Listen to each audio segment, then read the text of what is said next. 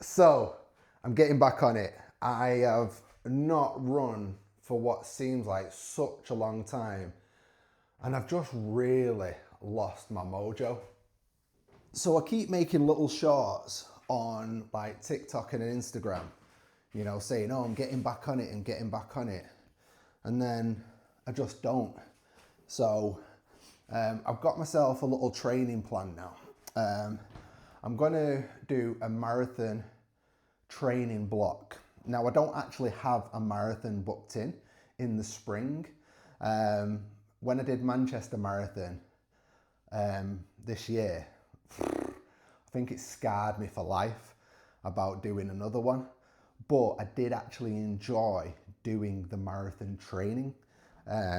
So I'm going to train as if I've got a marathon booked, and then see how I feel come spring marathon time. And if any places become available, I might do one. But at the moment, I'm just doing it solely for the fitness, really. Running has been probably one of those things, you know, like throughout your life, there's some things that just sort of like really stand out in a positive way, that's really sort of like impacted your life and changed it for the better. Running has been that for me.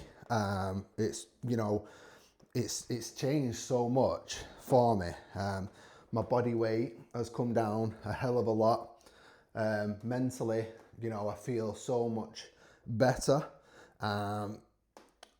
Obviously, physically, I'm a lot fitter, a lot better. I'm 43 years old now, and I think I'd say that I feel mentally and physically more healthy than I ever have in the, you know, the previous years, the previous 40 years before this. So this is going to be the start of my journey to getting back to fitness, hopefully strengthening my body to resist injury, because this year, 2025, has just been absolutely injury riddled. It's been frustrating, if I'm honest. So, you know, I've got to make sure that stuff like this, what I'm doing now, I need to really focus on before runs, and I need to really focus on properly strengthening my body for next year. You see on YouTube and Instagram and TikTok, everybody has a mantra. So I've got one, and it's come from, at the moment, what I'd say is probably one of the best t-shirt makers around. And this is the mantra. When I saw this t-shirt on the website, it was like, I'm having it. Not sponsored in any way, not at all. But they are a Greater Manchester company. I'm from Manchester. You got to support local and all that lot. So Twisted Running, don't be shit. Getting into this marathon training, this is the perfect t-shirt to start this marathon block off. I've just got to keep telling myself that. So let's start off with just something simple, nothing overly complicated. I'm just gonna put on my trusty Asics Super Blast 1. I've had these for about a year and a half now. They've done probably 600 kilometers so far, and they're just mint. And all I'm gonna do is 20 minutes at zone 2, whatever that entails pace-wise, I don't know, might be walking. And then I'm gonna do 10 minutes in the naughty zone, zone 3, and that's me done for today. I'm gonna work solely off heart rate, because pace, I don't even know what pace is what at the moment. So, you know, zone 2 might be a walk, you know, so it is what it is. And then for 10 minutes, I'm just gonna up it a little bit and try and get, you know, my legs moving and put myself into zone 3. Zone 3 might even just be a quicker walk, but we'll find out. We're doing it all on the treadmill. So typically, I would use my son's tablet to use Zwift, but he won't let me have it, so I've got to use my phone. So what I do is, for the running speed on Zwift, I actually use my treadmill. So my treadmill's got Bluetooth, so I'll connect to the treadmill for my running speed, and then that's sorted. And then for my cadence and my heart rate, I use my watch. So I do have a heart rate strap on. So obviously the heart rate strap is connected to my watch, and then the watch will connect to here. So my cadence, so I have to press virtual run on here. So it's asking me to do 41 minutes at 154. I'm not doing that today. So hopefully in a minute, we'll get that screen and it says ready to pair. And we can see the Epix has just come up on that screen. Select the Epix, close, and then for heart rate, I'm also going to select the Epix again. I could just select the heart rate strap on its own, but I'm going to select the Epix again. And that's me sorted. So I should have a decently accurate distance and pace from the treadmill, and then a nice accurate heart rate from my heart rate strap, and cadence as well coming from the watch / heart rate strap. And then what I like to do is I like to get the treadmill going. I like to get the belt going and moving and get the pace moving before I hit start on my watch or I hit start on Zwift. So don't forget, when you're using a treadmill, 1% incline. Make sure you do that 1% incline. Supposedly, that 1% adds an element of toughness to the treadmill that simulates wind resistance when you're outside. So it's a bit like being outside, but not being outside.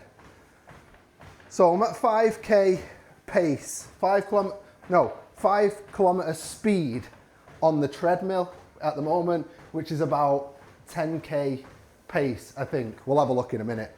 So now that the treadmill's up and running, I'm going to just hit start on Zwift. I'm going to hit start on the watch. Right, so I'm at 12k pace walking now. And my heart rate is at 126, 125. And it does seem to be staying around there. So that means I'm going to up the pace a little bit. Obviously, the whole idea of this is to stay in zone 2 for 20 minutes. And then for the last 10 minutes, just up it to zone 3. So I'm going to push this up to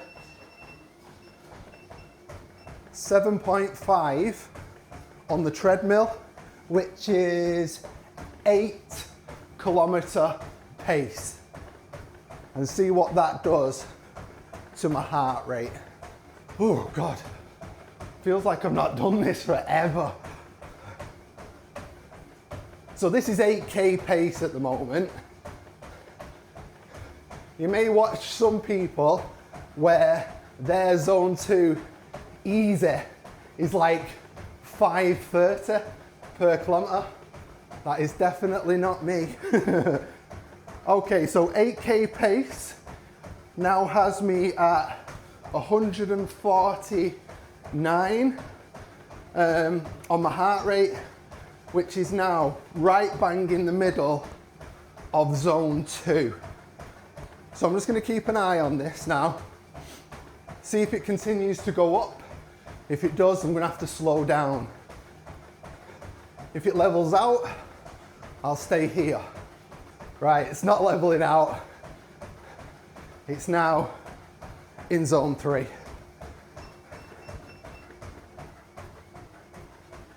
So I've slowed down now to 8:34 per kilometer.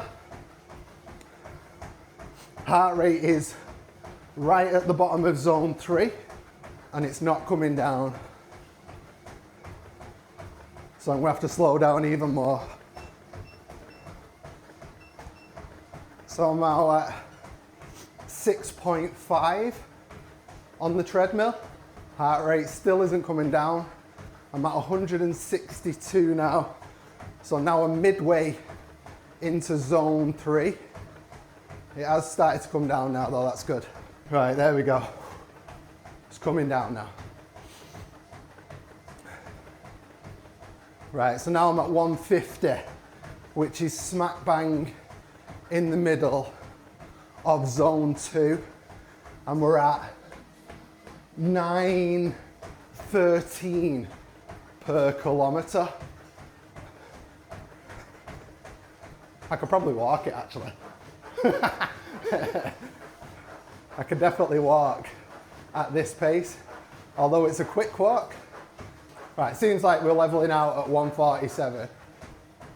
So 1:46, 1:47, jogging like this or walking seems about the same. But basically this is where I'm going to be now probably for the next, what we on, 6.5 minutes in. So for the next 14 minutes, this is me.